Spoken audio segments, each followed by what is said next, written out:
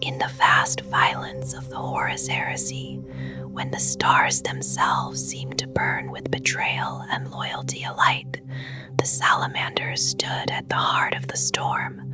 They were struck down, scattered, and brought close to ruin, yet they did not yield. Few among the legions paid so dearly for honor, and fewer still gave so freely of themselves for the defense of mankind. Again and again, they were driven to the brink of extinction. Each time, they rose. Like the blades forged in the legendary fires of their home world, they were tempered by suffering. Their edge did not break. Their purpose did not waver. Unbroken, undefeated, and true, they endured. In the closing days of the Unification Wars, when Terra was still torn by ancient strife, the origins of the 18th Legion were already shrouded in secrecy. Much about their founding was hidden, guarded not only by necessity but by deliberate silence. Formed apart from many of their brethren, the Dragon Warriors, as they were first known, stood alongside two other proto-legions in a veiled triad whose creation was never openly discussed. Whispers followed them. Dark rumors circled their earliest intake of initiates, and a quiet distance grew between them and the other legions. In time, that distrust would take different forms for others, but for the Salamanders it would soften under the influence of their gene sire Vulkan. Yet in those early years, their reputation was not gentle. Their first great public trial came in the assault of the Tempest Galleries during the dying days of the Unification Wars. Alone, they descended into the depths beneath the Caucasus wastes. When they emerged, their numbers had fallen from 20,000 to barely more than 1,000 survivors. Victory was theirs, but it was paid for in blood. Rebuilt and re-rammed, they were often dispatched in fragments rather than as a unified whole. They reinforced distant expeditions, answered sudden crises behind advancing lines, and hurled themselves into emergency interdictions against space hulks and Xenos raiders. Rarely did they choose their battleground. Often they fought as the only Astartes present, standing shoulder to shoulder with human soldiers, absorbing the heaviest blows. Their name became a paradox. To some, they were saviors. To others, a sign that the coming battle would be desperate and murderous. They held sieges, broke counterattacks, and defended civilians against alien onslaughts. There was no sacrifice they would not make. Some began to whisper that triumph against impossible odds had become a habit, perhaps even an addiction. At Manticore, retreat became unthinkable even when reason demanded it. Their losses mounted, and critics claimed the seeds of destruction lay within them. By the 4th decade of the Great Crusade, their numbers lagged behind other legions. Attrition kept them from reaching their intended strength. Whether they would endure at all became an open question. Yet even then, the Salamanders did not falter. For them, victory against the odds was the only victory worth claiming. When Vulkan was found upon Nocturne, he was shaped by a world of flame and stone. Nocturne was a death world, restless and violent, its surface torn by volcanic fury and shaken by the tidal pull of its moon Prometheus. Fire and radiation scarred the land. Stability was rare, and life endured only through stubborn resilience. The people of Nocturne were forged by hardship, hardened against heat, gravity, and radiation. They possessed a rare genetic stability and a deep cultural strength. Though their technology had fallen to pre-industrial levels during Old Night, their society endured with dignity. Courage, perseverance, and stoic resistance defined them. They called their world the Anvil. It was the crucible in which men and women were tested. Nowhere was this more evident than during the time of trials, when Prometheus drew near and the land convulsed with earthquake and eruption. Tempests raged, mountains split, and the great beasts of Nocturne stirred from their depths to hunt. It was in such a place that Vulkan came of age, born of fire and tempered by it. Before the Great Crusade began, the infant Primarchs were torn from Terra and scattered through the warp. One of those gestation capsules fell upon Nocturne like a blazing comet, landing near the city of Hesiod. There, a black smiter named Nabal took the child into his home and named him Vulkan, recognizing in him the fulfillment of ancient prophecy. The child grew with astonishing speed. Within a few Terran years, he stood taller and stronger than any man of Nocturne. He worked at his foster father's forge, improving the craft of metalwork beyond what even the famed smiths had known. In the wildlands, he hunted great saurians and defended his people from the beings they called Dusk Wraiths. Those raiders were Drukari slavers, cruel and predatory. When they came again, seeking captives, Vulkan refused to hide.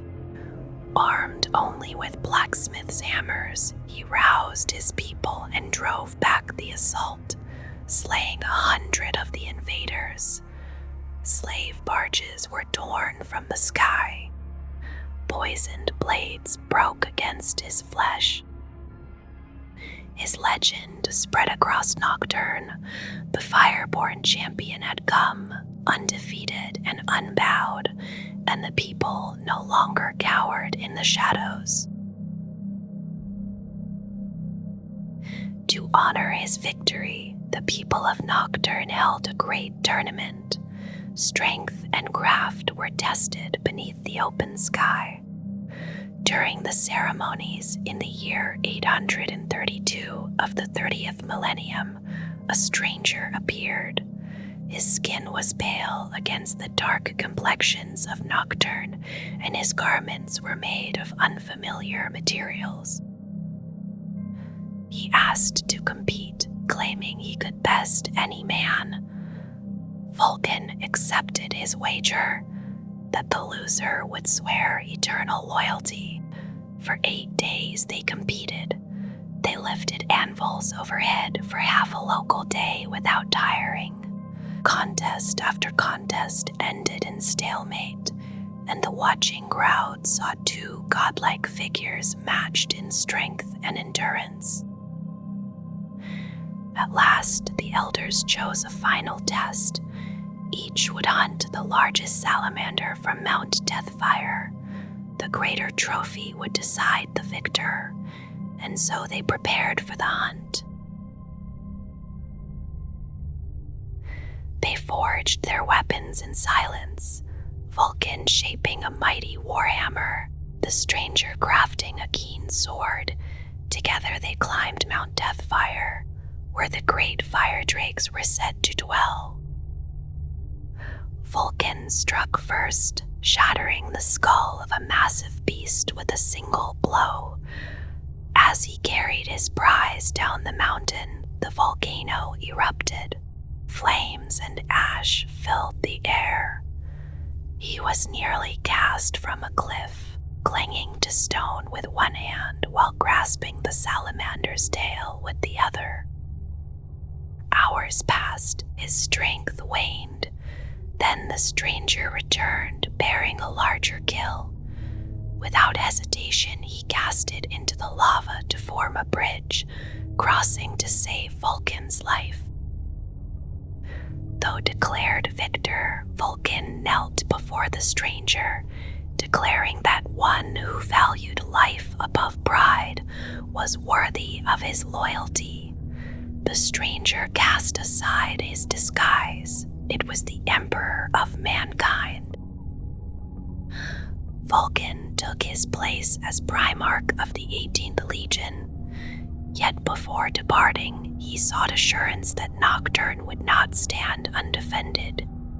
The Emperor told him that his duty was to many worlds, and that Doctrine would be guarded by the sons who bore his blood. For a time after his rediscovery, Vulkan remained beside the Emperor, learning with relentless speed the arts of war and science. Clad in emerald armor scaled like a dragon, he fought at his father's side and studied with Horus Manus in the forges of Mars. When he joined his legion, they were embattled near the Terrace Division, holding back a vast orc marauder fleet. 19,000 space marines fought for nearly a year, allowing entire planetary populations to evacuate. Their commander lay grievously wounded, and the Legion was trapped upon the dead world of Andem. Vulkan arrived with 3,000 initiates from Doctrine and new warships forged to his design. They fell upon the orcs like thunder. Space hulks were shattered, the greenskin horde was broken and driven to ruin. Upon the dead coral plains of Andem, Terran-born and Nocturnian sons stood united. Vulkan knelt in honor of their sacrifice and pledged to fight for them as they would fight for him. For Cassian Vaughn, he crafted the Iron Dragon, a dreadnought sarcophagus to guard Prometheus. Returning to Doctrine, he reforged the Legion. A mighty stronghold rose upon Prometheus. Terran heraldry was honored within the new order. The Legion took the name Salamanders after the great fire-blooded beasts of their homeworld and bore the skull of Kasari upon their emblem. When they returned to the Great Crusade, they were disciplined, resolute, and guided by tempered fury. Vulkan saw potential in his sons and believed they could endure. Under his guidance, they learned patience and discipline. Before battle, they struck their oaths of moment and branded them into their own flesh, reflecting in quiet resolve. Temperance became strength. In the fire of war, restraint preserved lives as surely as courage claimed victory. During the Great Crusade, the Salamanders served with the 154th Expeditionary Fleet, bringing hundreds of worlds into compliance. On the world known as Ibsen, later renamed Caldera, they fought alongside the Iron Hands and the Death Guard against a Craftworld Eldari garrison. The Eldari defended a network of menhirs and a great arch that hid a webway portal. Beneath it, primitive human priests sought to sacrifice a captured Drukari witch. A mysterious remembrancer, later revealed to be the Emperor in disguise, had guided events. Vulkan ordered the world cleansed by Exterminatus, leaving a dead world ready for new colonists. On Karahatan, he fought beside Conrad Kersey and the Night Lords. When Kersey slaughtered an entire city to sow fear, Vulkan confronted him. blades nearly crossed between brothers, the rift between them widened, and the seeds of future tragedy were sown. When the heresy erupted, the Salamanders were among the first to descend upon Istvan V. They advanced across black sand beneath a sky filled with flak and flame. Vulkan led from the front, fire drakes and contemptors at his side. They pressed into trench lines held by the Death Guard. Bolter fire and gas clouds choked the air. Reconnaissance companies without helms suffered terribly as corrosive miasma consumed them. Yet still they advanced, methodical and unyielding, the green tide surging through smoke and fire. World Eaters charged with savage fury, rampagers howling through Ashfall. Angron bellowed Vulkan's name across the battlefield, challenging him as brother to brother. Before they could clash, a firestorm struck the slope, and fire drakes burned in its heart. Reinforcements arrived bearing the heraldry of the Alpha Legion, Iron Warriors, Word-bearers, and Night Lords. Relief turned to horror when guns swung toward the Salamanders. Perturabo's forces unleashed a tactical atomic blast that tore through their ranks. Fire and shockwave shattered the Legion. Tanks were hurled like toys. Retreat became the only path. Still, they did not rout. They withdrew in battered order, carrying their wounded beneath a sky filled with betrayal. Vulkan survived the nuclear fire only to fall captive to Conrad Kersey. Chained aboard a jail hulk, he endured months of torment. Beheaded, dismembered, cast into space, he returned each time, revealed as a perpetual. Kersey sought to break his spirit within a labyrinth fashioned by Perturabo in imitation of the Kavea Fair Room. At its center lay Dawnbringer. Against impossible geometry, Vulkan found his way. With hammer in hand, he overpowered his jailer and activated a hidden teleporter. He fell from the sky above Makrag, burned by re-entry, yet certain he would rise again.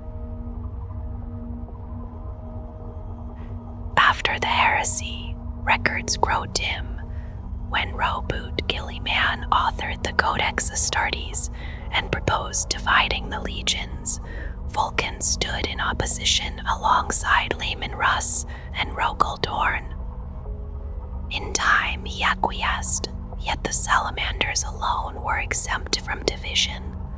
Their numbers too depleted to form successors. They maintained 7 warrior houses upon Nocturne, each tied to a great settlement, a small scout company trained in harsh mountain ranges before joining their birth houses. Though compliant with the Codex, they retained their traditions, rebuilding slowly and carefully from loss.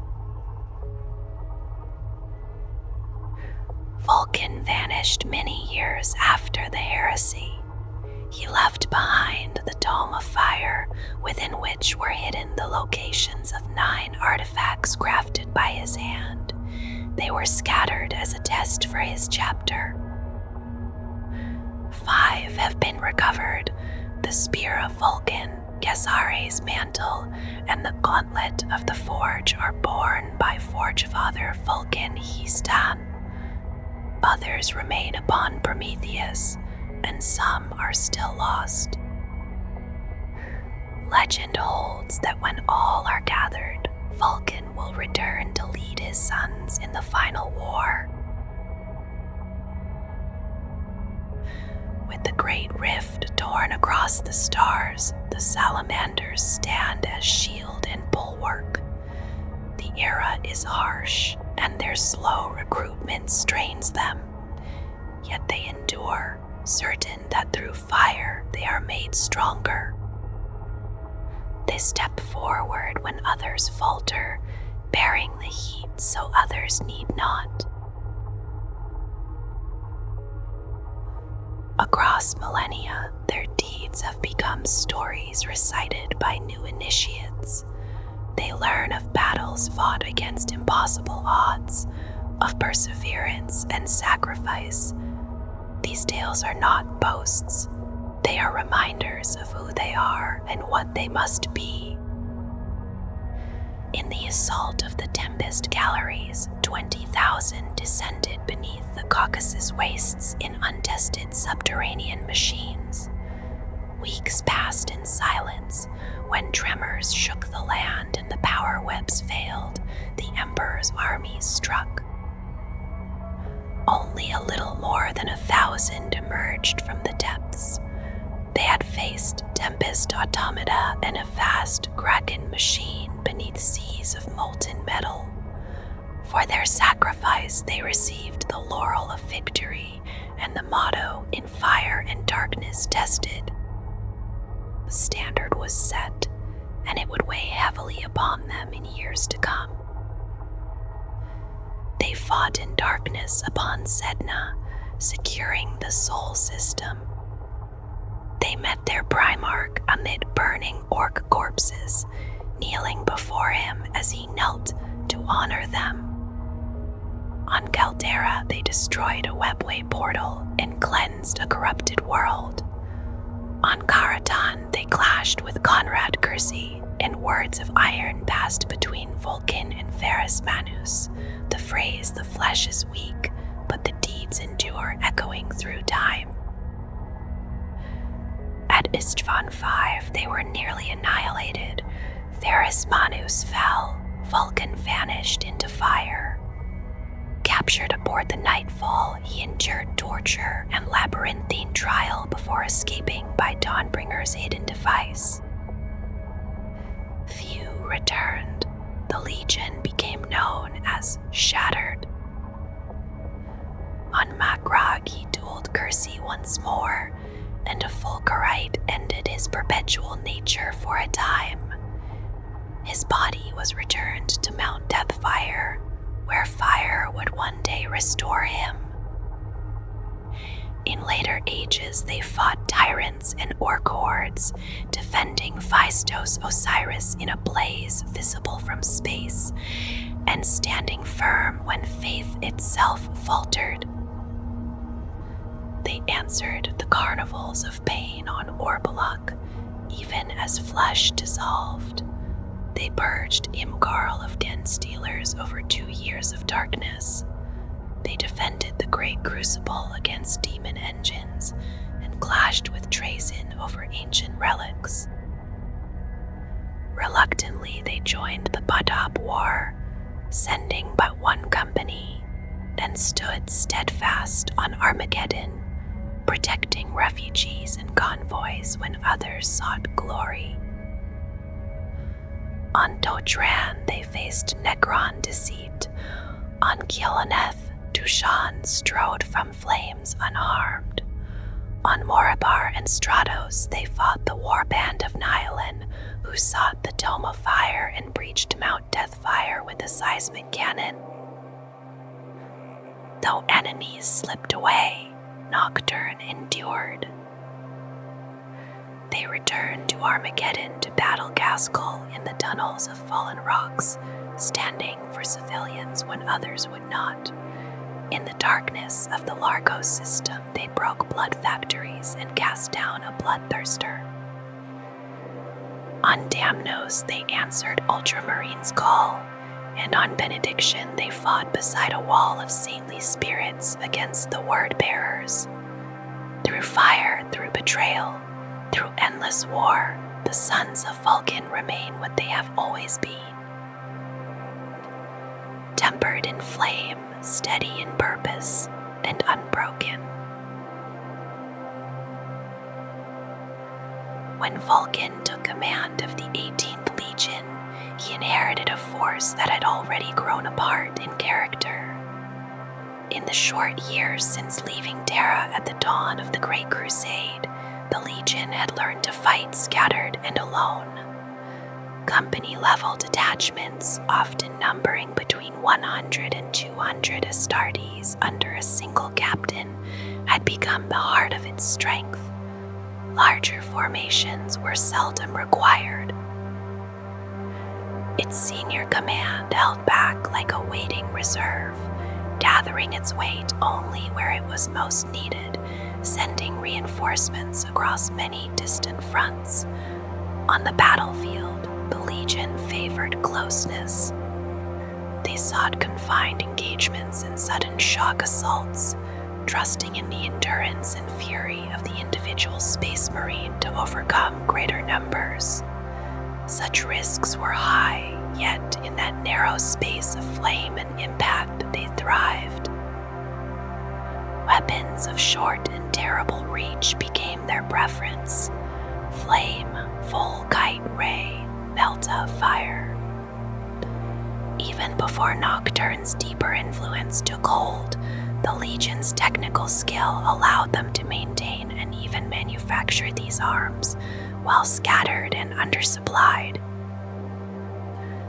Vulkan drew his Legion together, ending its improvised campaigns, yet he preserved the independence and self-sufficiency that had taken root.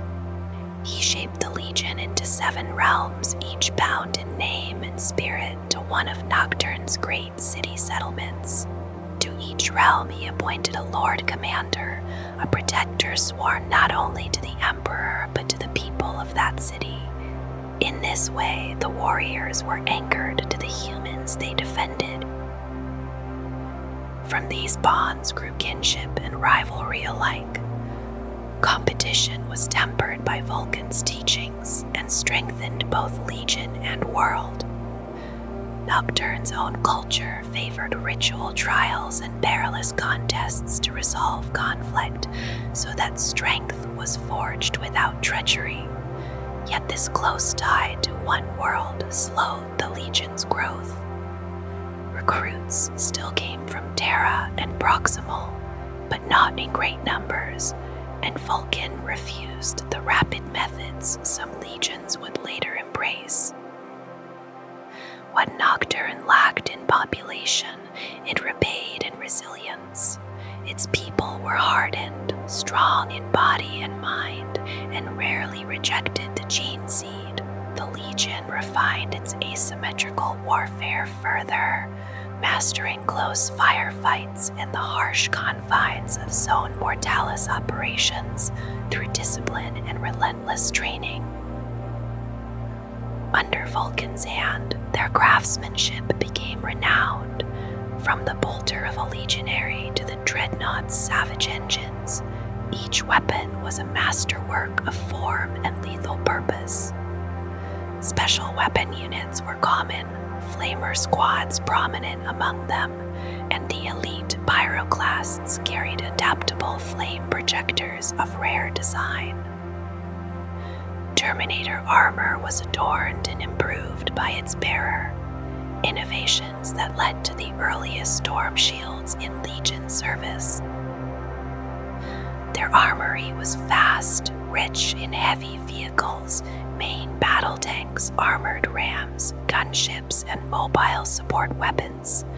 Speed was never prized above survival, and attrition was not their chosen path. Even their war fleet, though modest in number, bore vessels layered in masterwork systems that could outmatch others of similar size. In the latter years of the Great Crusade, comparisons were often drawn between the 18th and the Death Guard. Both could endure the harshest of environments. Both could bring remorseless destruction. Yet where one burned a world clean in purifying fire, leaving it fit for humanity, the other left only poisoned ruin. That contrast fostered distance, then bitterness, and in time a hatred between Vulkan and Mortarion that would endure. Vulkan's reforms, the Legion settled into a structure of 7 realms, each guided by its Lord Protector. Within them stood numerous line companies of roughly 120 Space Marines, bound together by discipline and shared purpose. The ranks followed a simplified Terran pattern, descending from captain to lieutenant, then master sergeant, sergeant, and legionary.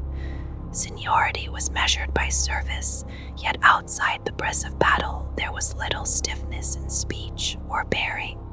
Equality of manner was valued, unlike the more rigid hierarchies of certain other legions. Beyond rank, titles of renown took on deep meaning. Deeds in battle or mastery of craft earned names such as Forge Master, Storm Proven, or Wise Shield. These were often inscribed upon armor in Nocturnian glyph forms and branded into flesh. Some titles were unique, while others, like Fire Drake, marked the Legion's elite and carried true authority. The Fire Drakes were the finest and most seasoned warriors of the 18th. Skill alone was not enough. They had to prove faultless bravery and faultless self-control. From among them rose the Pyre Guard, the Primarchs' own retainers and honor guard. Each realm held its own corps of Fire Drakes, teachers by word and deed, instructed in the Promethean Cult by Vulkan and the Igneacs. Many would later become the heart of the Legion's chaplains after the Council of Nicaea spread that office among the legions. Before the Horus Heresy, much of the Legion had returned to Doctrine to rearm after a long campaign near the Galactic Core. When the call came to Istvan V, they answered with most of their active strength. It is believed that around 83,000 Salamanders marched with their Primarch, and their losses in the drop site massacre were nearly total, some sources claiming as high as 98%. Yet not all were present. A garrison at Geryon Deep remained, as did the Castellan of Prometheus with between 2,000 and 3,000 Astartes, along with neophytes in training and line companies deployed elsewhere. In total, the Legion's strength at the end of the Great Crusade is estimated at roughly 89,000, placing it among the smaller legions. Despite the devastation of Istvan V, the 18th endured. Through spiritual and psychological resilience, it regained coherence, clawed its way back from the brink, and remained a thorn in the side of the traitors throughout the war. Rising again in later ages to stand against renegades in the dark 41st millennium. Among the Legion's specialist ranks there once stood the Legion Forge Lord. This was a defunct officer rank used during the Great Crusade and the Horus Heresy, granted to the most experienced and skillful of a Legion's tech marines. These warrior smiths were masters of machine and foundry, artisans of war who could also lead in battle. They often commanded detachments formed around tanks, armored vehicles, or battle automata, and they acted as stewards to a legion's dreadnoughts. The title fell beneath the broader officer designation of consul, formerly known as Legionis Consularis in High Gothic, a mark of unique talent and hard-won skill. For the Salamanders, this role held particular weight. During the Horus Heresy, their Legion Forge Lord, Tekel, would become the Legion's first Forge Father, binding craft and command together in a single figure. When Vulkan was reunited with his Legion upon Nocturne, He chose from among his surviving Terran sons the most stoic and fiercely independent. From these he formed the Pyre Guard, his personal honor guard, and inner circle. Their number was always 7, a number of deep meaning to Nocturne. They were set apart, each without equal, fierce and close to eruption like the volcanoes of Mount Deathfire and the Dragon Spike. Even the volatile pyroclasts were not as intense. Each member commanded a chapter of the Legion while serving at the Primarch's side. Though born on Terra, they bore the onyx black skin and red eyes shared by Nocturne's radiation and Vulkan's gene heritage. Their weapons were forged by their own hands, and each could spit fire like the drakes of legend. It is not known whether this formation endured after the heresy. The pyroclasts themselves were created by Vulkan in place of most conventional destroyer units, whose weapons he judged unclean. Armed with advanced thermal and incendiary devices of his own design, they embodied destruction and renewal through cleansing flame. Where they were unleashed, there was no mercy. Breacher siege squads held a place of honor within the companies, often at the spearhead of assault or forming the core of defense. Their induction required severe trials culminating in the hunt of one of Nocturne's legendary salamanders and the forging of a shield from its iron hard bones and resilient scales. Terminator squads drawn from the finest warriors and craftsmen served as bodyguards to the Lord's Protector of the Realms. Their suits of Terminator armor bore the marks of victory and were later passed down to their descendants in the chapter after the second founding. Favoring close assault and the crushing of strongholds, the Salamanders maintained a broad array of transport vehicles. These were assigned as needed within the battle companies and reorganized for each campaign. Built to exacting standards, they often surpassed their STC specifications and were adorned as works of craft. At Istvan V, almost none of these vehicles escaped. One exception was the Thunderhawk Oedoran. It fought through squadrons of Traitor Storm Eagles and Primaris Lightning Fighters to reach the Loyalist Medica encampment, where it was loaded beyond capacity with the gravely wounded.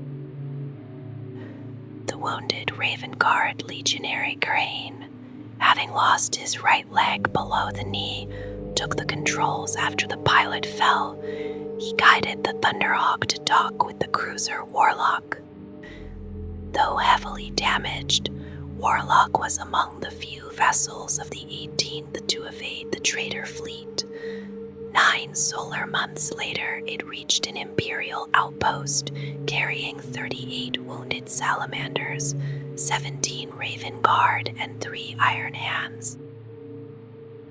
Among their armored formations stood Siege Cadre Magnar, centered upon Typhon heavy siege tanks and supported by Deimos Predator Infernus squadrons and Sicaran main battle tanks.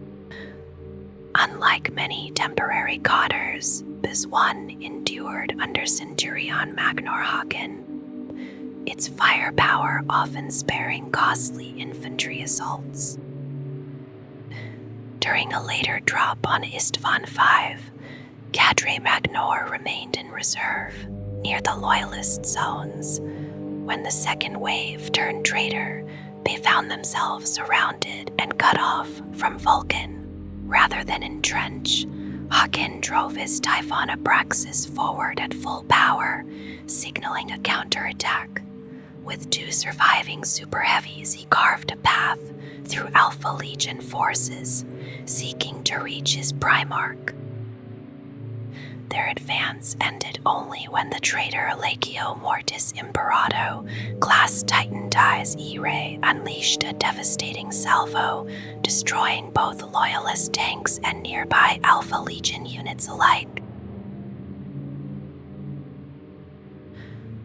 After the second founding, the Salamanders follow the Codex Astartes, yet their path is shaped just as strongly by the Promethean Cult of Doctrine, a sanctioned form of the Imperial Cult that teaches self-reliance, sacrifice, and loyalty to one another and to the Emperor.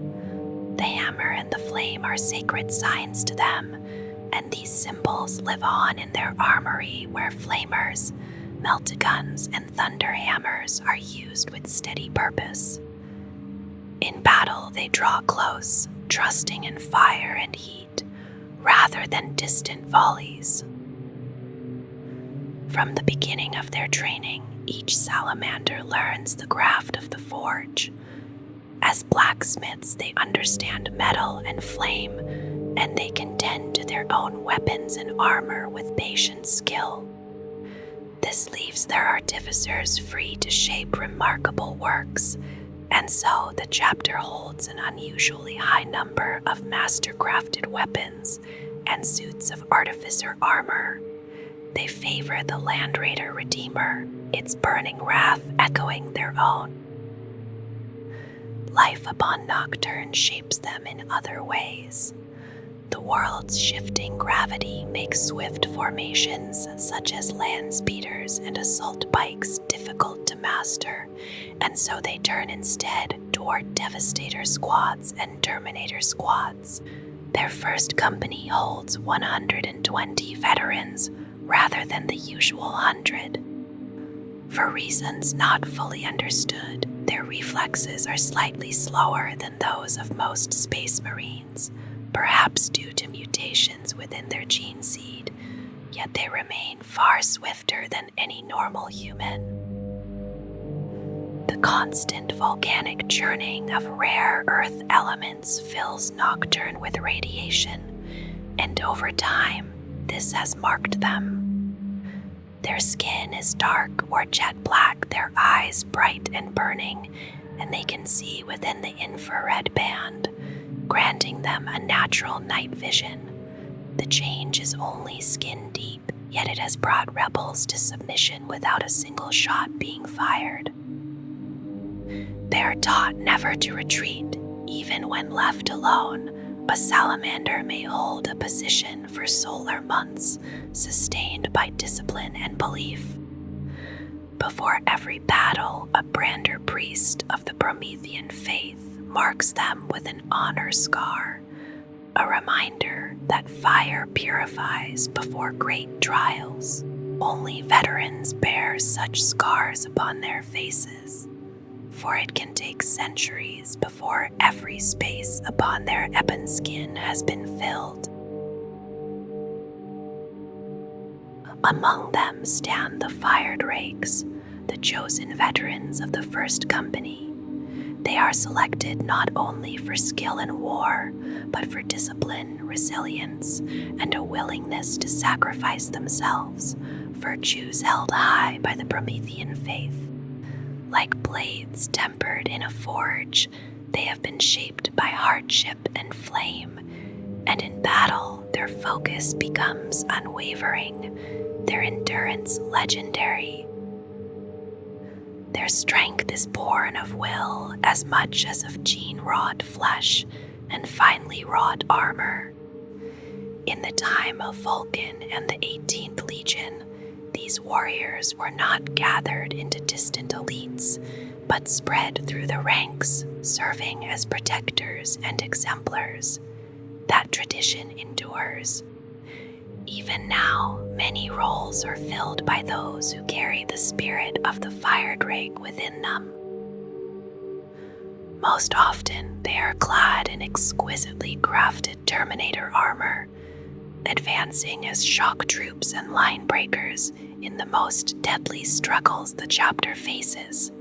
Where the fighting is fiercest, there the Fire Drakes are found, steady and unyielding. The Fire Drakes are led by Chapter Master Tushan, who serves as their captain and as regent of Prometheus. They are barracked upon Prometheus itself, alongside the Chapter Master. In many ways, they seem almost apart from their fellow Salamanders, for their passage into the First Company has altered them deeply as they embrace the full evolution of their genetic inheritance. Unlike their brothers, who often live among the unaugmented human populace of Nocturne in a solitary manner, the Fire Drakes are seldom seen upon that world's surface. Their ways are older and more hidden. Ancient rites, conducted by the Chapter Master himself, bind them together. Only those who have endured the harshest trials and survived unimaginable hardship can hope to join their number. There is a quiet gravity about them, as though each step carries the memory of fire and endurance. Within the chapter, there is also a Librarius, a gathering of potent psychers trained to master the power of the warp. As with other chapters, their librarians are chosen either from the seed worlds that provide most initiates, or from gifted psychers brought through the Scholastica Sicana. Their training follows the ancient prescriptions of the Codex Astartes, and though small traditions differ, they are taught to live by its word. Over time, certain powers have become known only among them. In Fury of the Salamander, a librarian calls forth the flame and fury of Nocturne, shaping the conflagration into the form of a drake that surges forward in a single line, scorching all in its path. When he invokes Heart of the Furnace, heat like that of the forge flows outward, wreathing him in fire that burns any who draw near, friend or foe alike. There is also Nocturne's fire, a force used only with reluctance, for once unleashed it engulfs the area around the librarian in a raging inferno. All within its reach suffer, though the librarian stands unharmed and unmoving as long as the flames endure. And in Vulkan's anvil, he becomes as steadfast as the forge itself, his body strengthened to withstand even the fiercest assault. Through discipline and restraint, they wield these powers, steady as the embers that glow long after the fire has quieted. The Salamanders walk a path that closely follows the tactical and strategic teachings set down in the Codex Astartes, with only gentle variations shaped by their own nature. In battle, they draw nearer rather than holding back, preferring the heat and clarity of close-ranged firefights where Melta and Flamer weapons speak in sheets of fire. Entire ranks of infantry are washed away in burning light, and armored foes are reduced to molten ruin beneath that focused heat. Fire and metal are not only tools of war for them, but companions in craft. Within their ranks, there are more tech marines than is usual for a chapter of the Adeptus Astartes, though never beyond what is fitting. Each battle brother is able to repair and tend his own arms, his power armor, and his war gear, and because of this quiet self-reliance, the tech marines are free to devote themselves to the creation of intricate relics and powerful artificer items of remarkable workmanship. That dedication to craft can be seen in the strength of their armories, in the unusual presence of Terminators among their forces, and in the greater share of master-crafted weapons carried into war. Their resources are sustained through regular trade with the Adeptus Mechanicus, made possible by the abundant mineral wealth of Nocturne. Self-reliance and craftsmanship are held in deep regard, for their Primarch Vulkan was himself a master artificer who forged many wonders. Only his iron-handed brother, Ferrus Manus of the Iron Hands Legion, could truly rival his skill. Yet Vulkan favored the open flame and the honest shaping of steel by hand, as he had done in his youth, rather than the cold precision of advanced machinery and automated smelting. In quiet imitation of their Primarch, many salamanders choose that same older way when they can, shaping metal over open fire, letting patience and steady hands guide the work, as though the memory of Vulkan still burns within every forge. Nocturne rests in the Segmentum Ultima, a harsh and beautiful home to the Salamanders chapter. The Imperium names it both a feudal world and a death world, and it earns both titles. The ground itself is never truly still. Tectonic strain drawn from the fast pull of its overlarge moon, Prometheus, tears at the crust. Volcanoes rise in long chains across the land, and earthquakes undo whatever fragile structures stand too proudly above the surface. So the people build downward. Their cities burrow deep into the hardest bedrock, forming great subterranean holds where they endure beneath a sky choked with ash. Sunlight rarely pierces the ever-present veil of dust. Above them, on Prometheus, the Salamanders have raised their Fortress-Monastery. Unlike many of the Adeptus Astartes, the Salamanders remain close to their kin. They keep ties with their families and clans, and when they walk among the settlements, they do so not as distant warriors, but as guardians and leaders.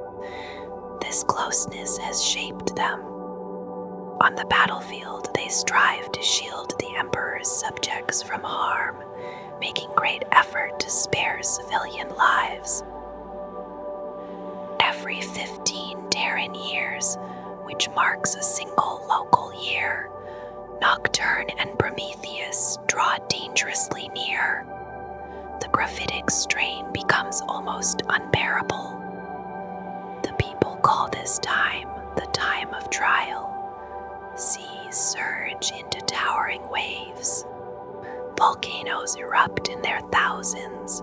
The sky darkens further with ash and fumes, while the land shudders without rest. Towns fall.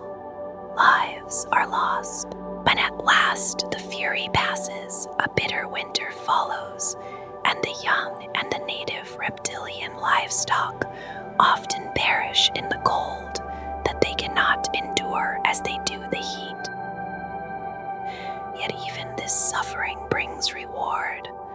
Deep veins of gems and strategic metals are laid bare by the upheaval.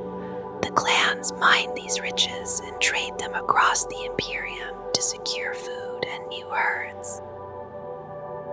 Among Nocturne's volcanic peaks stands Mount Deathfire. There dwell the massive fire-resistant reptiles known as salamanders, and the largest among them are the fire drakes. In ages past, one such beast was slain by the Emperor of Mankind, and another by the Primarch Vulkan during their legendary contest. Life on Nocturne shapes its people. Adversity has molded them into forms both physically and mentally resilient. The Salamanders recruit each company largely from a single clan settlement, so that shared blood and shared loyalty bind them together. They live either within the bastions of the 7 sanctuary cities on Nocturne, or upon Prometheus in their Fortress-Monastery. After gene seed implantation, every salamander Astartes bears a visible change. Their melochrome organ, native genetics, and constant exposure to high levels of radioactivity from rare earth elements brought up by the volcanism alter them. Their skin deepens to ebony, whatever their birth ethnicity, and their eyes glow red in darkness. They see in the infrared spectrum, an ability they call fire sight, born from a world where ash dims the sun. The Ecclesiarchy does not condemn these mutations. The salamanders and the people of Nocturne remain among the most loyal to the Emperor. The Promethean cult practiced on this world stands as an accepted form of the Imperial Cult. Nocturne and Prometheus form a binary planetary system bound in an erratic dance. The moon's shifting gravity pulls at the world below, stirring the tectonic unrest that defines Nocturne's surface. Upon Prometheus stands the Salamanders' Fortress-Monastery, known by the same name as the moon itself. In truth, it is modest, little more than a spaceport where the chapter's vessels may dock and refuel. Yet it holds a great orbital dock, a place where strike cruisers and battle barges are maintained, refitted, and repaired in patient cycles of labor. Many salamanders dwell here when duty draws them away from their clans and the sanctuary cities of Nocturne. In the quiet halls of Prometheus, beneath the vastness of space, they prepare for the next summons to war. The instability of Nocturne makes it unsuitable for a great defensive stronghold, so the Salamanders built their Fortress-Monastery upon Prometheus. The world below shakes too often, and its high gravity and ceaseless eruptions would test even space marines beyond reason. When not at war, the Salamanders return to the people, guiding settlements and living among them. To the fierce folk of their feudal home, they are akin to living gods, though they carry that burden quietly. Within the monastery lies the Pantheon, an extension of the Bastion, and a place rarely seen by rank-and-file battle brothers.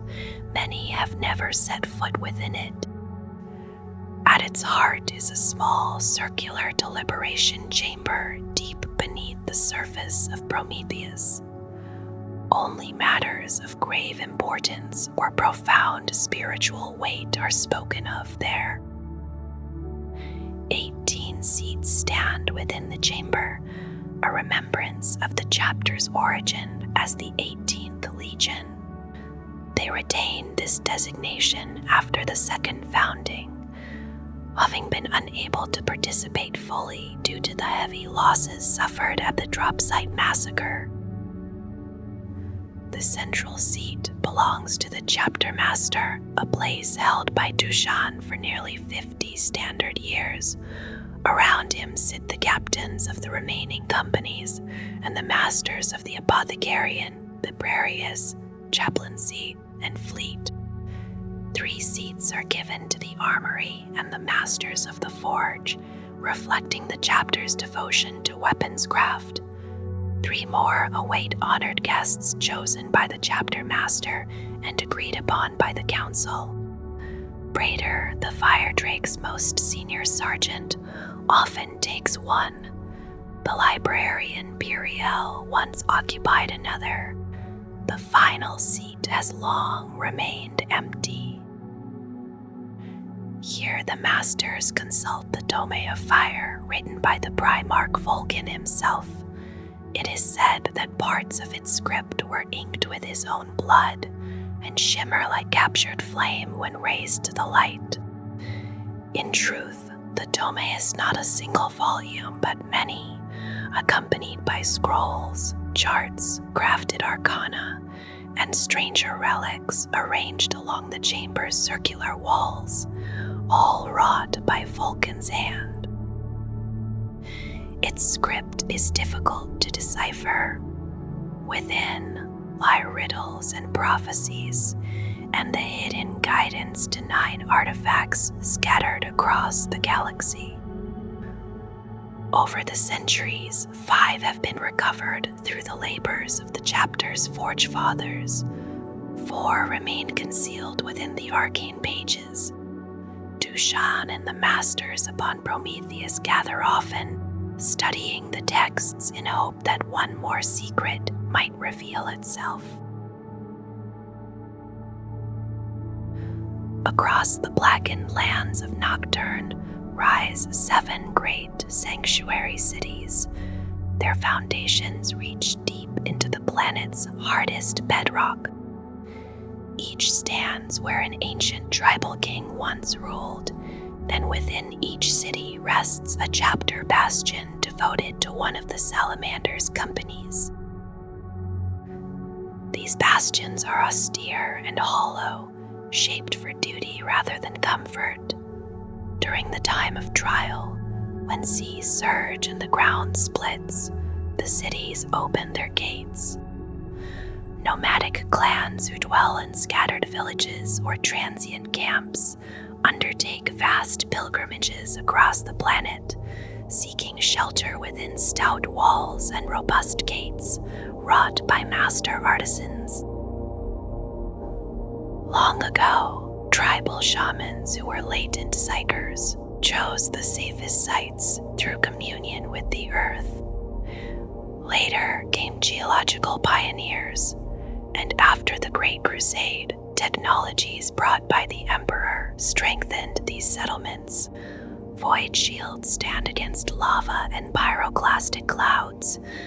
Adamantium and reinforced ceramite resist tremors and floods of fire. Without these defenses, the people would face annihilation by the elements. Within each bastion are gymnasia for relentless training, a reclusium guided by a chaplain, and solitoriums in the lower depths where battle meditation and honor scarring take place. Armories hold weapons for neophytes, while seasoned battle brothers often keep their own arsenals among the populace, acting as vigilant custodians. Refectories and great halls allow rare gatherings. Apothecarians tend the wounded. Oratoriums and librariums preserve knowledge, though experience and the tempering fire of war remain the highest teachers. Beneath the bastions stretch catacombs warmed by nearby forges. These forges are temples of iron and steel, where an anvil stands as the pillar of worship. Hours spent in heat and smoke are as sacred as any rite of battle. Nocturne holds 9 settled realms. 7 are the sanctuary cities, while 2 others carry great spiritual and practical weight. Hesiod is known as the seat of kings and is the largest. Themis is called the city of warlords. Epimethus, the jewel city, rises by the ocean, surrounded by drill rigs and mineral platforms. Heliasa is the beacon city. Ethonian is the fire spike. Clymene is the merchant's sprawl. Skarok is the dragon spine. Mount Deathfire is the fount of life and death. Ignea is the cold labyrinth of the underworld. Within each sanctuary city lies a vault of remembrance high in the bastion. There, a battle brother reflects upon fallen comrades.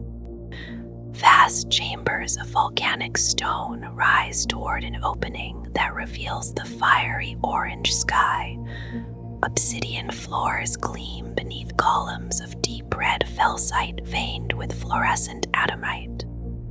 Iron braziers cast flickering light, and at the chamber's heart, a great pillar of fire roars, its memorial flame bright and unwavering. After each time of trial and the winter that follows, rare minerals are gathered to shape these sacred spaces. Ordinarily, a fallen salamander is returned to the Pyrium beneath Mount Deathfire, a crematoria forge where his body is offered to flame. According to Promethean lore, his essence passes into his power armor when his ashes are laid upon the pyre slab. Yet remembrance is always held within the vault of his own bastion. Mount Deathfire rises from the Pyre Desert as a massive volcano and a place of trial. Fire drakes dwell upon its slopes, great salamander reptiles bound to the legends of Vulkan and the Emperor. It is here that young aspirants face their final test before they may join the salamanders. Within the mountain lies the Imperium, a sacred cavern where the rites of immolation are performed. Slain Astartes are returned to the volcano's fire. Lava flows into a deep basin of volcanic rock, held briefly by reinforced heat-retardant ceramite before it moves onward through natural channels. No lanterns are needed. The molten glow fills the chamber with warm and unearthly light. Though shaped to resemble a natural cavern, the Imperium was crafted by Master of the Forge Tidel under the guidance of Vulkan. Millennia have passed, yet his artifice is still honored in this fading age. Tidel had been among the Primarchs' earliest students when he rose to mastery of the 18th Legion, and he passed his skills and the arcane teachings learned from the tech priests of Mars to future generations. He is long gone, but his works endure. Beyond the Imperium stretches a vast labyrinth of tunnels and catacombs. They run so deep and wide that two travelers might wander for solar months and never cross paths. Much remains uncharted. It is said that only Vulkan knew every hidden chamber. In the lowest depths, ancient beasts slumber, jealous of mankind's dominion above. The mountain's unique acoustics carry their distant wails through veins of phonolite and other conductive minerals, allowing those cries to be heard far from their source. For this reason, few natives venture into the depths. The passages belong to the salamanders alone, and often they lie silent. Ignea is a relatively unsettled continent upon Doctrine. Its people move constantly, living as nomadic clans who take brief refuge in scattered cave systems rather than in the great sanctuary cities. They choose freedom of motion over permanence. Because they do not dwell within the vast subterranean settlements, they are poorer than the settled clans. Among city dwellers, they are often viewed with disdain and prejudice. This hardship follows their youth when they attempt the trials required to become Salamander's neophytes. Few from Ignea complete those tests successfully, not from lack of courage, but from the weight of circumstance that presses upon them long before they stand before the mountain. The Promethean Cult shapes the inner life of the Salamanders, guiding them towards self-reliance, loyalty, and the quiet strength of self-sacrifice. These virtues rise from the forge, from the long hours spent as smiths beneath the heat and weight of Nocturne. In their hearts, they carry the memory of Vulkan, their Nocturnian Primarch, and through him they give service and worship to the Emperor of mankind.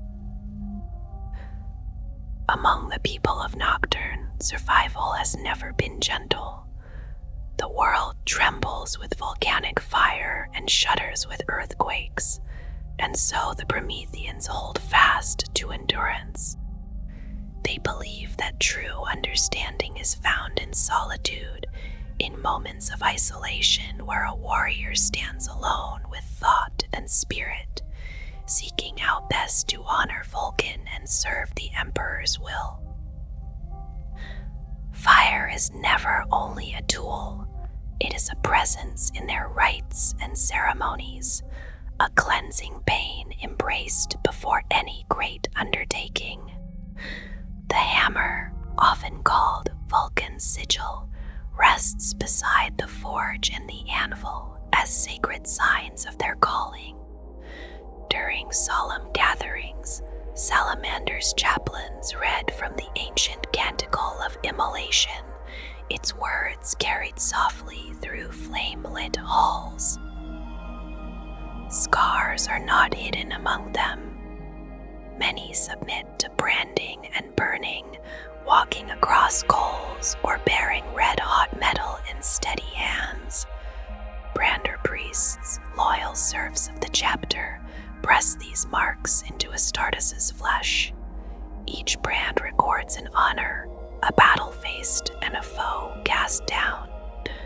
Over long centuries, the marks wind across limbs and torso, intricate and layered, until a veteran's body becomes a living chronicle.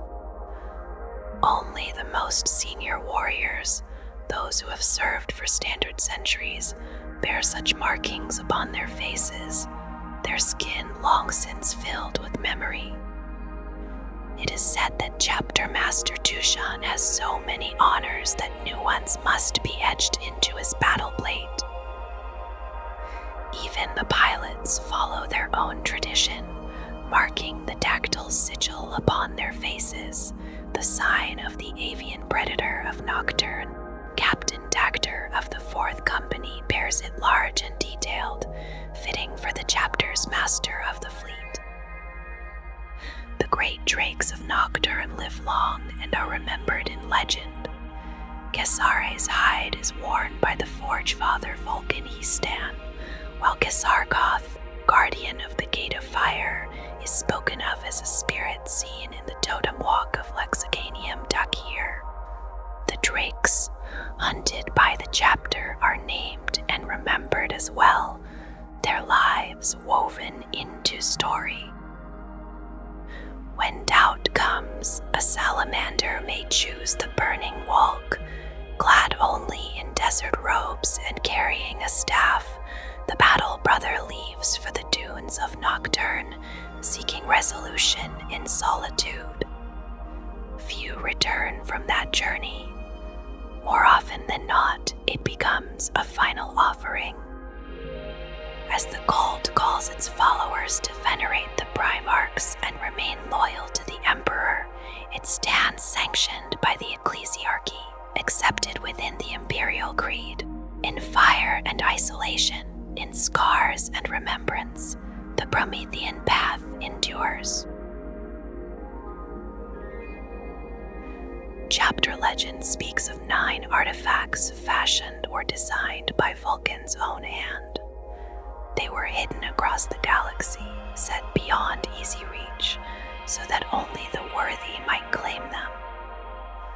The Primarch knew that a prize without trial held little meaning, and so he left a challenge in his wake.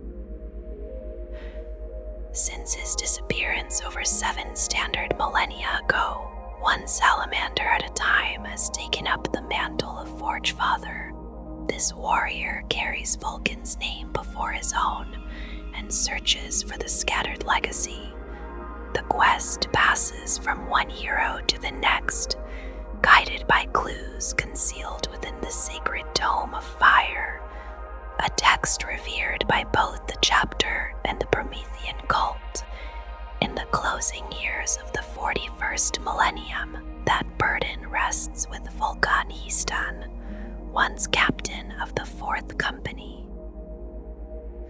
Of the 9 relics, only 4 remain beyond reach. Others were recovered through the trials of earlier Forge Fathers, and one was claimed by Histan himself. When he goes to war, he bears 3 of these treasures. The spear of Vulkan burns so fiercely that even ceramite may ignite beneath its light.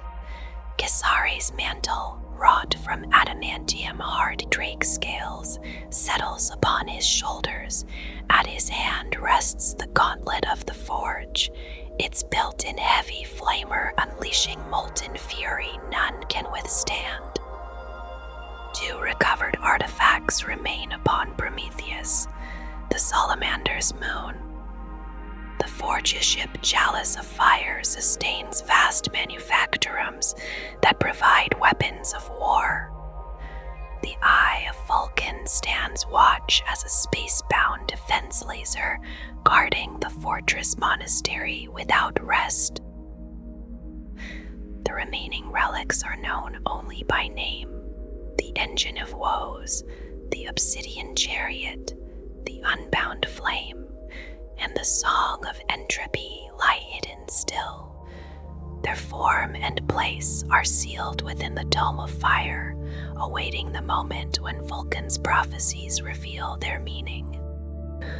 Some were set aside by the first Forge Father before the drop site massacre on Istvan V, while others appear to have been fashioned at a later and uncertain time.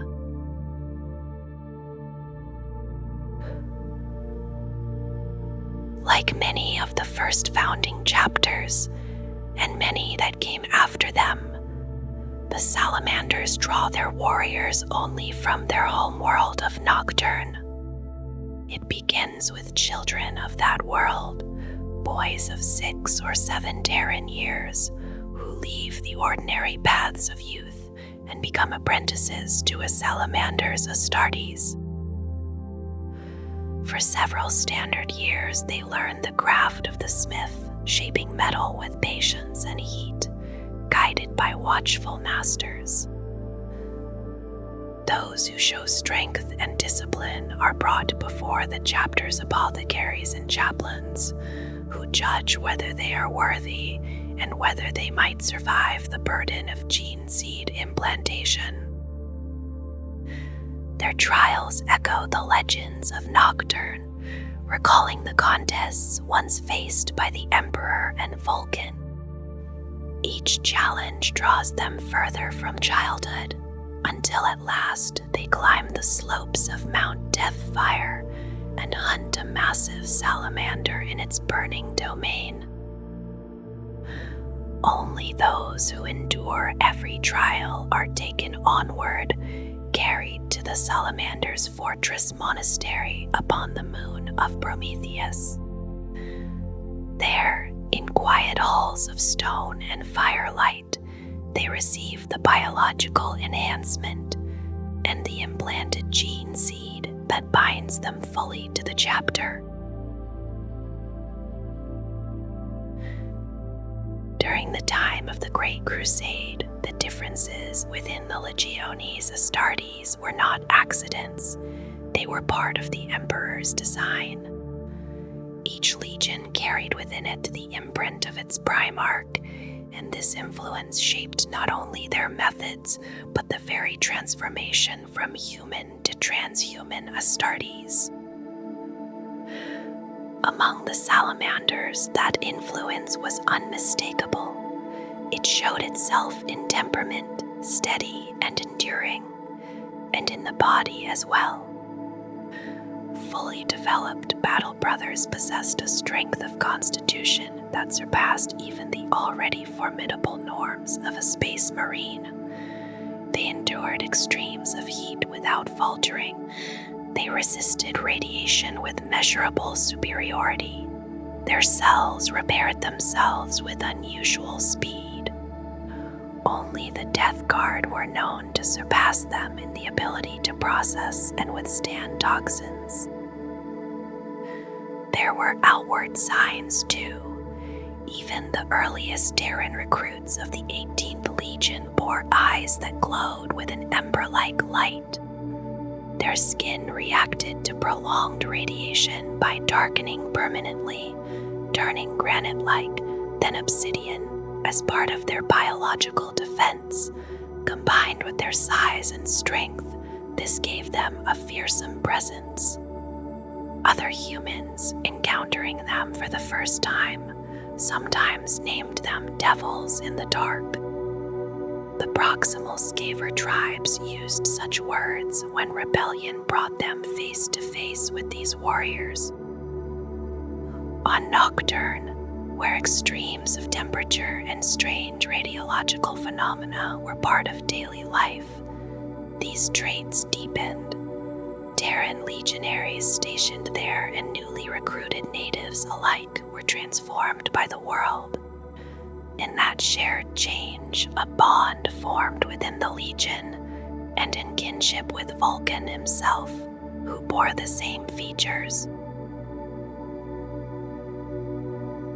In the 41st millennium, the Magos biologists of the Adeptus Mechanicus have judged the Salamander's gene seed to be stable and uncorrupted. There is, however, an unusual observation. Their battle brothers often appear slower in reflex than those of other chapters. The source of this trait remains uncertain. Some suggest it may stem from life upon their high-gravity world. Others believe it reflects the chapter's doctrines, which caution against haste and impetuosity. Yet in power armor, a salamander moves as swiftly as any Astartes, lending weight to the thought that the difference may lie in mindset rather than flesh. The salamanders were always few in number, even among the first founding legions. Their strict indoctrination and the grievous losses suffered at the Istvan 5 drop site massacre reduced them further. In the aftermath, their legion was so diminished that no successor chapters were formed during the second founding. It is said that when Robut Gilliman required the legions to divide, Vulkan secured permission to keep his shattered warriors whole. Through the centuries that followed, scholars noted similarities between the salamanders and chapters such as the Black Dragons and the Storm Giants, wondering if gene seed stockpiles had been used later to create successors. Official records, however, speak of none before the Ultima founding. At that time, Archmagos Dominus Belisarius Call drew upon the true genetic stock of Vulkan to create Primaris Marines for the Salamanders. Several All-Primaris chapters were also founded from that source. The Salamanders reached out swiftly, sending chaplains to guide them in the ways of the Promethean Cult. The Salamander's gene seed may not be corrupted, yet their appearance is striking. It is shaped by the interplay of their genetic legacy, the erratic gravity and radiation of Nocturne, and the unique heritage of its human population. Together, these forces influence the melanochrome organ within their bodies. As a result, the skin of a salamander's battle brother turns obsidian black. Their eyes burn with a red glow. The effect is almost demonic to those who behold it, an irony for a chapter known for its humanitarian spirit within the Adeptus Astartes. They do not hide this visage. Instead, they wield it carefully. More than one rebellion has faltered at the sight of them, intimidated into submission without the need for destruction. Beneath that fearsome exterior, their gene seed continues to grant greater tolerance to extreme heat and ionizing radiation, sustained by a faster rate of cellular regeneration and repair. Among their unique traits is what they call firesight. It is a heightened sensitivity to infrared emissions, allowing them to focus upon precise heat signatures. Long ago, Salamanders artificers crafted a material capable of producing minute pulses of heat at frequencies only their altered eyes could perceive. That material is layered within the ceramite of their power armor, woven through robes and standards, and even applied to the flanks of their vehicles. To those without the gift, it remains invisible. But to the Salamanders, especially when aided by the senses of the new sphere, it becomes a language of warmth and light. Strategic designations can be shared in silence. Hidden markings trace patterns through the air, guiding warriors through battle in ways their enemies cannot detect. For wider and more precise perception, they still rely upon the autosense systems of their armor, yet firesight remains a quiet flame that only they can see. Vulkan, a perpetual and the Primarch of the Salamanders Legion, was remembered as both master craftsman and unyielding war leader. He endured the long fires of the Horus Heresy and the Great Scouring, one of the few loyalist Primarchs to survive those terrible days. Long after the war had ended, he hid 9 sacred artifacts across the galaxy, placing a quiet test before his sons. When the Forge Father should find them all, he promised he would return, as written in the Dome of Fire, and lead them in the Imperium's darkest hour. Then he vanished. Before Vulkan was found, the Legion had followed Cassian Vaughn, called the Fallen Master. Mortally wounded against the orcs, he was granted a dreadnought sarcophagus forged by Vulkan's own hand, the Dracos Revenant, the Iron Dragon, shaped from an unknown alloy said to come from deep beneath old Earth. On Istvan V, he fought with relentless fury, standing firm as betrayal consumed the field, until an orbital lance strike glassed the battlefield. A year later, the battered shell was discovered, still clinging to life. Known thereafter as the Twice Dead and the Avatar of the Sacred Flames, Cassian Draco's return changed, touched by something strange beneath the black sands. Artellus Numion, first captain and commander of the Fire Drakes, served as equerry and guardian of the Pyre Guard. He survived the drop site massacre and gathered with other loyalists aboard the Fire Ark, striking in sudden raids as they hunted a dark apostle seeking a weapon said to be the Emperor's power made manifest. Betrayal followed, and Numion was left wounded and abandoned. Yet he endured, rejoining his legion, and later persuaded Rabut Gilliman to allow a desperate voyage through the ruined storm to return Vulkan's body to Nocturne. Through hardship and sacrifice, the Brotherhood called the Pyre reached their home. Beneath Mount Deathfire, they performed the rites and waited for their Primarch to rise from the flames. He did not return. After a week of silence, Numion laid aside his armor and walked alone into the ash wastes, offering himself as a final sacrifice so that his father might yet be restored. Elsewhere, Pyre Warden Ari carried precious suits of Primarch forged Terminator armor away from Istvan before the betrayal unfolded. Ordered by Vulkan to flee, he broke through the blockade aboard the Hearthfire and later fought beside the Iron Hand's vessel, Forces, tempering their hunger for vengeance with the calm of Nocturne. Thus Obek, called the Fire-Bearer, remained upon Prometheus while the Legion journeyed to Istvan. When word of Vulkan's death reached them, grief settled heavily, and his warriors became known as the Unscarred, erasing their honors in silent shame. When Numion later returned with Vulkan's coffin, Obek was drawn into a final task, safeguarding 7 relics spared from the Primarch's vault and hiding them within a secret armory called the Rot.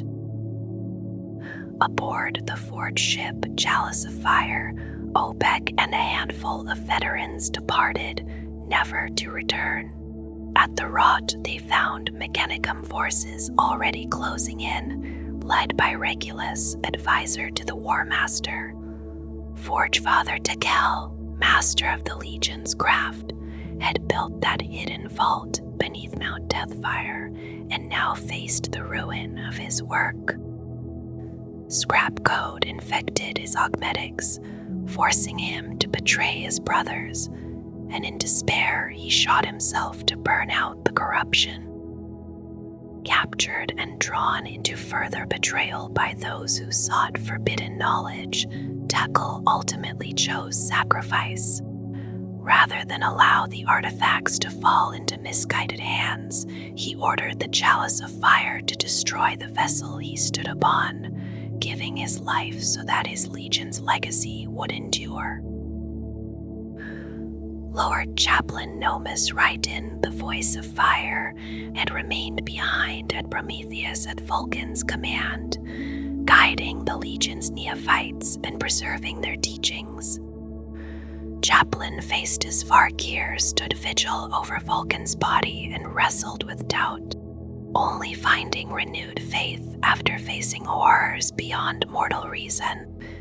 As the Charybdis neared Nocturne and enemy fleets closed in, Varkir remained aboard the doomed ship, defending its bridge while his brothers bore their Primarch's casket to sacred ground. Siaphus Jur, called the Prophet of Fire, journeyed to Istvan to learn Vulkan's fate. Amid the ruins, his faith deepened and his rituals changed, touched by a power that seemed to shape what was yet to come. That same current would guide him and his disciples of the flame toward a destiny hidden within sealed vaults. Chaplain Zaul, one of the Unscarred, struggled with belief, convinced his Primarch was truly dead even as others clung to hope. During the struggle at the Rot, he stood vigil over the artifacts, and when the moment came, he wielded the Song of Entropy against a former Raven Guard, preserving Vulkan's legacy at the cost of his own life. Chief Librarian Lord Umoshin had once led the Librarium before it was disbanded under the edicts of Negia. His later mission on Terra and his fate remained uncertain. Epistolary Ushaman, restored to service after the massacre, guided the Charybdis through the warp alongside Varkir, giving his life to bring his brothers home. Among the scattered survivors were Apothecary Adesh Tarsa, long thought dead upon Istvan, and the unnamed Apothecary called Saurian, who tended the wounded aboard the Obstinate. Saurian opposed the dark use of the Keys of Hell and died ensuring his brothers escaped before the vessel was destroyed. Many others fought and fell in those days. Chosen Gobal Rutan's armor was later seen as trophies upon Night Lord's war gear. Sergeant Paris Calshow vanished in battle against the Cal Vorpak. Sergeant Sandu died defending the Rot. Vexillary Aknun Zen found humility in sacrifice, standing steadfast beside Captain Obek. Each name carried the quiet weight of loss. Shendrak Nalgor and his Breacher squad held a shattered bunker on Istvan until massed Vindicator fire ended their stand. Karo Narshak escaped aboard the Thunderhawk Oedoran and later fought in precise orbital strikes against the Dark Mechanicum.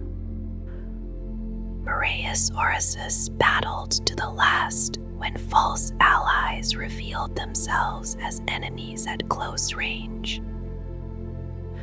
Rastan, once an epistolary, wandered the Urgal Depression in madness, seeking his Primarch. Visions and shattered memories guided him to a downed Stormbird, and then to a cave marked by scorched scars. Realizing Vulkan had been taken and later teleported away, Rastan embraced his awakened psychic power, immolating himself and his pursuers in a final blaze of warp fire. Ancient Gren, once Sharak Gren, pledged to defend Dominica Minor rather than flee from Mortarian's fleet. His ultimate fate faded into uncertainty. Drusiuk, the Dragon of Serapis, a Contemptor Mortis dreadnought honored by Vulkan himself, did not survive the drop site massacre, though his self-sacrifice allowed others to escape beneath Night Lord's fire. In later ages, Chapter Master Tushan stood as regent of Prometheus, guiding his chapter with compassion and resolve. During the Third War for Armageddon, he fought to shield refugees and defend the people, earning gratitude from those he saved.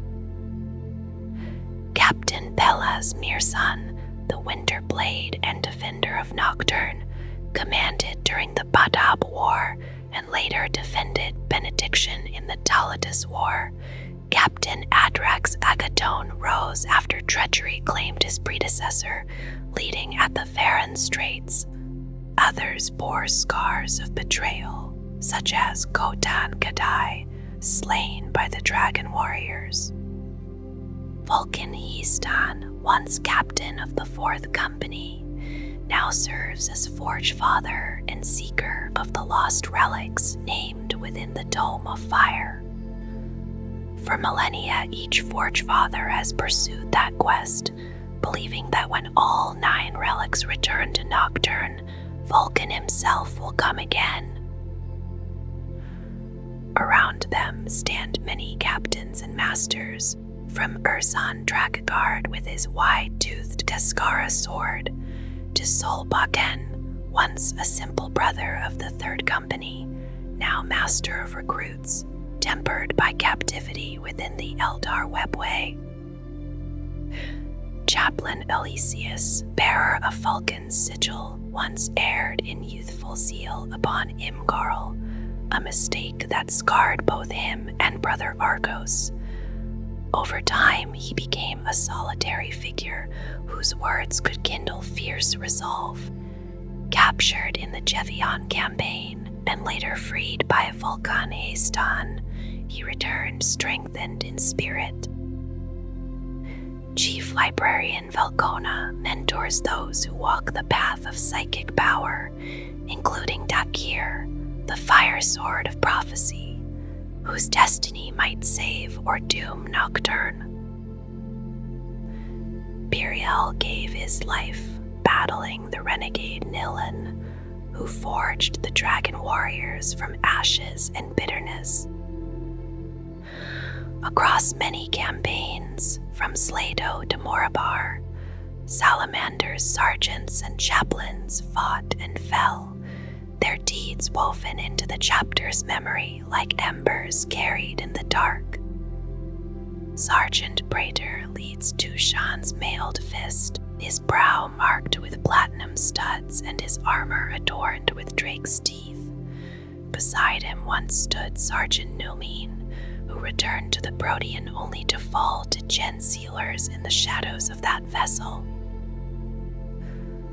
Veterans of the Fire Drakes have fought at the Volgora Rift and in the Kevion campaign, some wounded, others lost. their heavy flamers and thunderhammers falling silent one by one. Among the chapter's ancients walks Briarth Ashmantle, the Iron Dragon, a venerable dreadnought fashioned by Vulcan's own hands, and Korad, called the Warmaker, whose scaled carapace and relentless will speak of a life devoted wholly to battle. Even doomed within adamantine, they carry forward the fire that began long ago on Nocturne. The fleet of the Salamanders moves through the void with quiet strength. It is said to number 2 battle barges, 10 strike cruisers, and 5 rapid strike cruisers, supported by 220 Thunderhawk gunships that carry their warriors where they are needed. Among these vessels, the name Flamerot is remembered twice.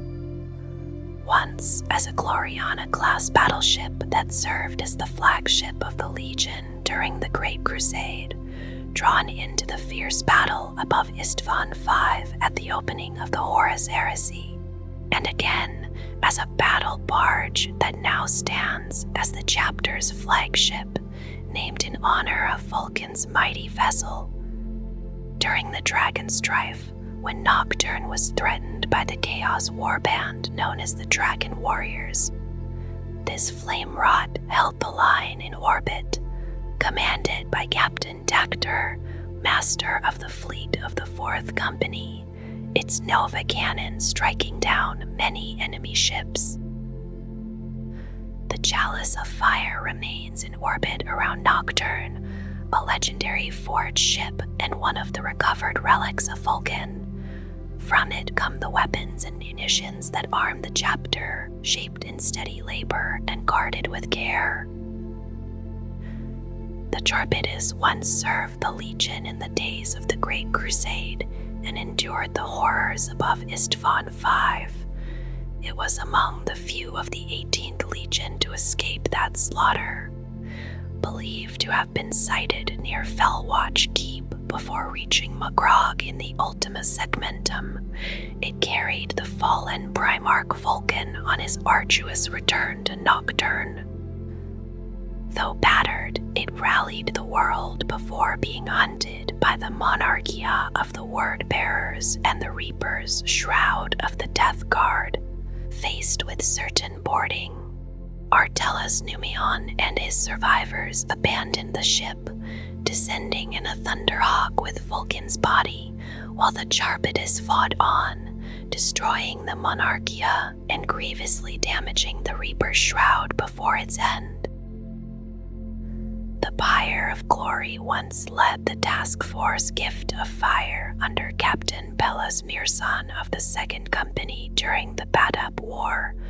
In 911 of the 40th Millennium, it became the stage of the Red Hour. Stranded after severe warp turbulence, it was boarded by forces of the Astral Claws and the Executioners. When the Astral Claws slaughtered their captives in a bid to seize the Salamander's gene seed, the Executioner's High Chaplain Thulsa Kane renounced the alliance and turned upon them, cutting down their former allies to the last. Vulcan's wrath has carried its name more than once. As a battle barge, it led the invasion of the Dark Eldar city of Kamor-A within the Webway in the 35th Millennium. Earlier still, a strike cruiser bearing the same name had been built in the 30th Millennium for the Great Crusade. Like the Drake Lord, it remained behind while the Legion journeyed to Istvan V and later joined in the hunt for the Reaper's Shroud. Another vessel now carries the name and serves the 3rd Company. The Drake Lord itself once guarded Nocturne and later pursued the Reaper's Shroud. After that grand cruiser sought to strike at the Salamander's homeworld, the Ebon Drake, crafted by Vulcan's own hand, as the first of a new design for the Legiones Astartes, became the pattern for the strike cruisers of the Imperium. Intended for planetary invasion and the deployment of Stormbirds and Thunderhawks, it journeyed to Istvan V under orders from Lord Chaplain Nomus Raitan to learn the fate of Vulkan Nomus Raitan. Though the Primarch's location remained unknown, Chaplain Lieutenant Shahfus Jor and his crew recovered Cassian Dracos, who became their spiritual guide. Known as the Disciples of the Flame, they would stand firm in the bitter siege of Mizoa, the last loyal Forge world of the Coronite Deeps. Other ships pass more quietly through memory. The Forge Hammer served in the 35th Millennium under Captain Focus. The Hammer Forge helped defend Nocturne against the Dragon Warriors. The Protean, commanded by Fire Drake Sergeant Numin during a campaign against the Eldar, was lost in the warp and later became part of a Space Hulk. The Serpentine fought with the 6th Company during the Third War for Armageddon. Smaller vessels also carry their stories. The Fire Lord bore Vulkan Eastan and his fired rakes to the Gevion cluster in search of Vulkan's sigil. The Forge Hammer, a Nova-class frigate, carried Captain Agatone of the 3rd Company on his mission to retrieve Sukon from his penitent crusade, and the Hearth Fire present at the Dropsite Massacre was ordered away from Istvan V to safeguard the Vulkan-forged wonders it carried, escaping to fight on with the shattered legions. Together, these ships form more than a fleet. They are memories set in steel and flame, each hull bearing the weight of battles fought and oaths kept beneath the silent stars. The relics of the Salamanders carry the warmth of the forge and the memory of ancient fire. The burning halo, wrought by Vulkan's own hand, surrounds its bearer in a protective field, and when struck it answers violence with a burst of searing flame. High above Nocturne, the Chalice of Fire turns patiently in orbit, a forged ship that supplies the chapter's weapons and munitions, while the Eye of Vulkan hovers over Prometheus, a silent defense laser assembly watching over the Fortress-Monastery. Some relics are weapons of legend. Drake's Smiter is said to have been forged to break the skulls of void dragons upon the moons of Orth, and now it is entrusted to heroes who bring it down upon tanks, monstrous beasts, and even the armor of traitorous titans.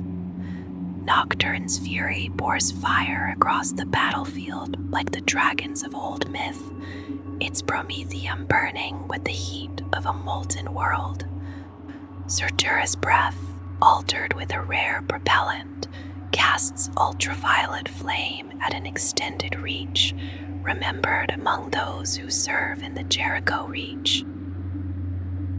There are relics worn close to the body. Kesari's mantle rests upon Vulkan Easton's shoulders, and the spear of Vulkan, a great halberd once borne by the Primarch himself, remains in his keeping. The gauntlet of the forge appears as a power fist, yet it is in truth a heavy flamer hidden within an ornate gauntlet. A salamander's mantle cut from the scaled hide of Nocturne's lava salamanders shields its wearer from fire, and in time, this craft spread to other chapters as adamantine mantles. The Iron Dragon stands apart, a Mars-pattern Mark V dreadnought chassis with unusually heavy armor and a plasma reactor built upon lost thermic designs. It is believed to have been the first shape of what would become the ironclad pattern. Primarch Vulkan designed its arm weapons, each fitted with a Dreadfire pattern heavy flamer. Only the strongest souls endure interment within it. Now Sokar Brayarth, once captain of the 4th Company, walks the wars of the age as Brayarth Ashmantle, his machine spirit heavy with memory. Sacred texts rest within the pantheon on Prometheus. The Promethean opus recounts the coming of the Emperor in the late 30th millennium, when he appeared as a stranger and challenged Vulkan to trials of strength, forging in rivers of fireblood and carrying anvils across lava deltas. Their contest ended in a hunt for a mighty salamander, and in the moment of peril above a lava flow, the stranger cast aside his own prize to save the Primarch. From that day, the Scout Marines endure their own hunts before they are named Battle Brothers. The Tome of Velcona gathers the psychic lore of flame, studied by librarians who seek to master the nature of fire, born of the mind. The Tome of Fire, spread across many volumes and arcane works wrought by Vulkan himself, holds prophecy, history, and the hidden paths to 9 artifacts scattered across the galaxy. It is said that when those relics are recovered as the texts decree, Vulkan will return for the final war. Promethean's blessing turns the heat of chain and power weapons outward in a lick of flame. And in the hands of chosen warriors, relic bolt guns and ancient devices continue their vigil, each one carrying the steady, enduring light of Nocturne. Vulkan bore a personal sigil through much of the Great Crusade, a blacksmith's hammer engraved with words that spoke of striking the Emperor's enemies as an anvil is struck. In time, this badge of office became a treasured artifact of the chapter, guarded carefully by its chaplains. It now rests with Chaplain Xavier, once Reclusiarch, remembered as a figure of legend among the Salamanders. Wrath of Prometheus has thundered across centuries of war. Since the days of the Heavenfall massacres, it has brought death to traitors and aliens alike, its voice echoing from the Ghoul Stars to Armageddon. In its weight and recoil lies the patient fury of a chapter that does not forget. The Promethean Cult shapes the heart of the Salamanders, teaching virtues drawn from the example of Primarch Vulkan. Its symbols appear again and again upon armor and banners, on heraldry and personal marks, carried most proudly by the veteran fire drakes who wear great mantles of drake hide as a sign of their place in battle. The flame is one such sign. Sometimes it is painted upon ceramite, sometimes carved or fashioned in polished pseudo-gold and worn upon a chain. It speaks of creation in the forge and of destruction in the inferno, and those who bear it are known for a passion that can stand apart from the chapter's usual restraint. Other marks recall the tools of the forge, crossed hammers or the shape of an anvil, their careful design reflecting the skill of the one who fashioned them. The hide of the great drakes of Nocturne carries its own meaning. These beasts are hunted in rites of passage, and to claim such a hide is to show endurance and strength, a memory of the fire drake hunt that gives the first company its name. For those who join the Death Watch and swear the Apocryphon oath, the familiar rites of the cult must be carried in solitude. Many take with them a small brazier and the tools required for honor branding, marking their own flesh after victory, even while standing apart upon the long vigil. They call themselves Fireborn, a name that carries the heat of their volcanic homeworld and the steady glow of the forge. From the beginning of their service, each battle brother learns the patient craft of the smith. It is common for them to carry bolters and war gear shaped by their own hands, or carefully refined across long solar decades of duty. Their armor and weapons often bear the marks of devotion, the hammer and anvil, the steady flame, and the scaled visages of the great lizards that stalk Nocturne. Long ago, their armor shone in bright yellow, broken by black upon backpack, chest guard, and boots.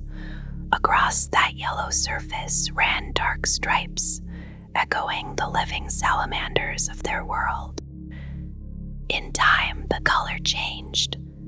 Now they are most often seen in bright green power armor, edged with green trim, set against black shoulder plates and a black backpack, while a golden Aquila or Imperialis rests upon the chest. Flames are not uncommon upon their weapons and vehicles, a quiet reminder of the forge and of fire. The right pauldron of each warrior reveals his place within the squad, whether battle line, close support, fire support, veteran, or command, and within the battle and reserve companies a low Gothic squad numeral rests over that mark. The left shoulder carries the larger sign of belonging, the salamander head set against a background whose color follows the order laid down by the Codex Astartes. Helms speak quietly of rank. A sergeant wears a white skull at the center. A veteran sergeant bears the same skull, encircled by a crown of fire. Lieutenants carry a white stripe and a bone-white skull, while captains display a white skull of their own, and both are further set apart by changes to the right pauldron.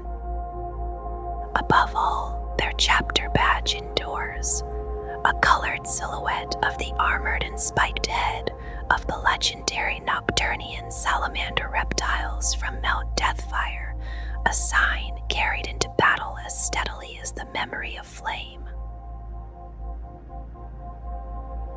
From the hidden fires of their creation, through the depths of the Tempest galleries, to the black sands of Istvan and the long centuries that followed, they have endured what would have broken others. They were betrayed, shattered, and scattered, yet never truly extinguished. Even their Primarch walked through flame, death, and darkness, and still returned. Across worlds cleansed, cities defended, and civilians shielded from horror, their purpose remained constant. They fight not for glory nor for pride, but to stand between the innocent and the fire. Like Nocturne itself, they are harsh and unyielding, yet shaped by compassion and restraint.